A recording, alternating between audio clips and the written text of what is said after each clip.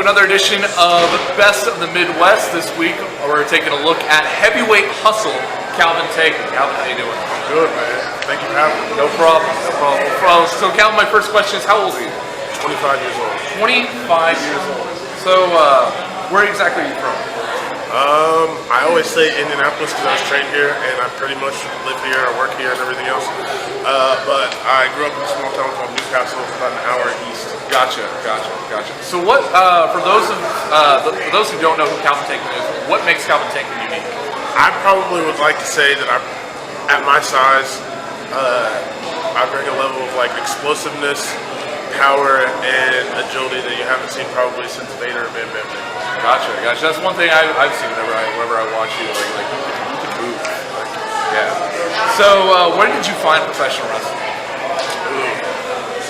So my older cousin Travis, shout out to Travis, came over and turned on WCW one day when I was 3 years old, and I saw cruiserweights and I saw Sting and then I saw Goldberg walk through Sparks and that was it? Yeah, he'd come over every week and we'd play wrestle till the time I was like 6 or 7, and we'd watch WCW every week. So when did you start training? It was the summer of 2015. I ended up making my debut that month. Gotcha. Who trained you? I was trained at WCWO by like a plethora of people. Jonathan Wolf's grandpa owns it, Don Basher, and so he pretty much taught me the basics, all the old school stuff, and then Jonathan had been wrestling for a couple years at that point, so me and him got together and would try all the crazy stuff his grandpa didn't think was necessary. And then TJ Kemp, who is Sean Kemp's dad, he was trained down at OVW, and so he taught us a lot of the stuff that they trained down there and kind of really helped me grow as a wrestler. Gotcha. So when did business start to pick up for you? I'd say I'd been going to IWA Mid-South for a little bit. I wasn't really working too many shows other than the WCW or WCWO shows that they run every Friday. Yeah. They have a lot of like trainees and stuff that do that. And so Trip Cassidy actually saw me in the locker room at WCWO, and he said, "What are you doing? You need to get better gear. I'm taking you on the road with me. You're going to get better." And took me on my first trip to Alabama and showed me how to be a professional and how to carry myself in one of the locker rooms across country. And so like it was really him like taking me out to these places where people could see me that helped me kind of get my name out there. Otherwise, I would probably be doing shows here in Indy and all that, or like every week, and not as many people would know. Gotcha. So how would you describe the style that you work? You said explosive, sort of like Vader.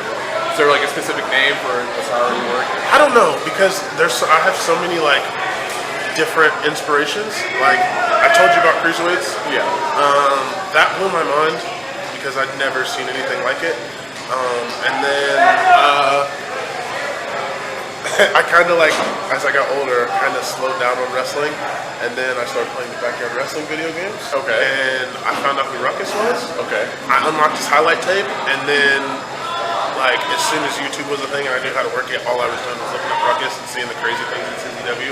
Gotcha. And so like my style is a mix of that and like older like All Japan, Noah, stuff like that. I watch a lot of obviously Vader, Hansen, Kobashi, Misawa, like those guys, because they really know how to bring that intensity and that fighting spirit. It's something I can definitely learn.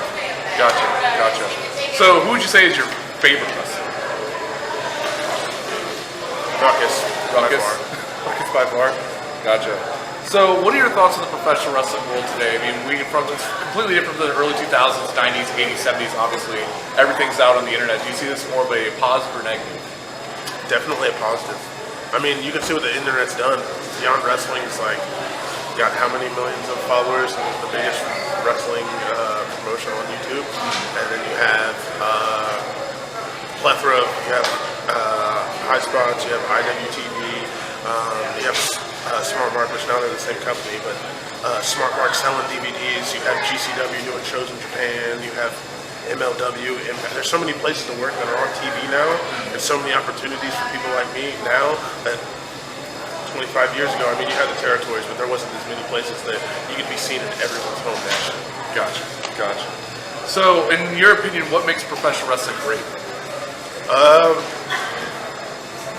Being able to go into the ring and tell a story without saying a word, and being able to make someone laugh, cry, or do any emotion you want without saying it.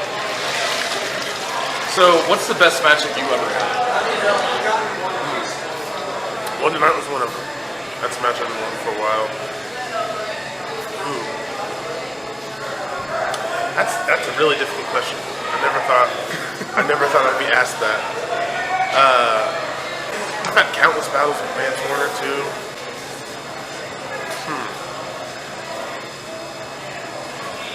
I'm gonna go on a wild one that probably nobody's ever seen. Okay. There was and this is just because it was a moment for me.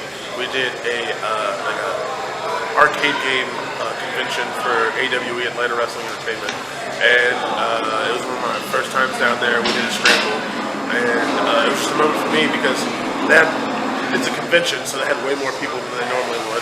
And after they changed my name for Money in the Ring, it was the first and only time that's ever happened, and it was just a cool moment.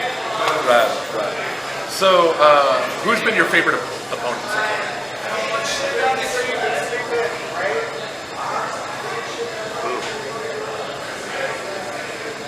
Probably just because we've done it so many times. Vance Warner. Yeah. That's one that, like, since I first came in the business at IWA, we beat the hell out of each other all over the state, all over the country. Gotcha. So, what would be your dream match? You could go up against anybody throughout history, past, present, future. Who would you go against?